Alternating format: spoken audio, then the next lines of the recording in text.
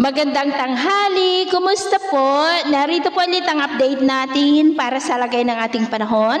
Ngayong tanghali po ng March 22, 2024 na kung saan sa ngayon po ay may mahinang daloy pa rin ng hanging amihan na umiiral dito po sa ilang bahagi ng Northern Luzon at posibleng next week ay wala na pong amihan na iihip po dito sa ating bansa. Easterlies na o mainit na hangin ang dominanteng iiral na po sa ating bansa sa susunod na mga araw. Indikasyon po yan na palapit na tayo sa transition period ng tag-init o yung tinatawag po natin na dry season.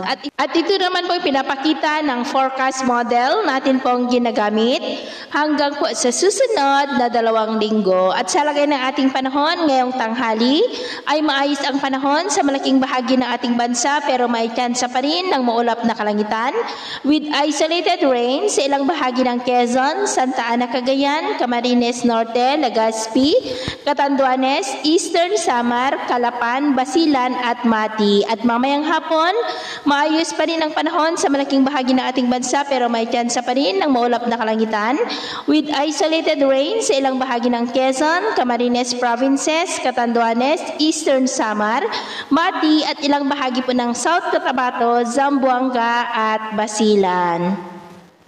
At sa atin naman pong mga baybayin, maalon po sa mga baybayin ng Polillo Island, Northern Seaboard ng Camarines Provinces, Catanduanes Seaboard, Eastern Samar Seaboard, na ang mga alon ay posible po na aabot hanggang sa 2 to 2.5 meters height.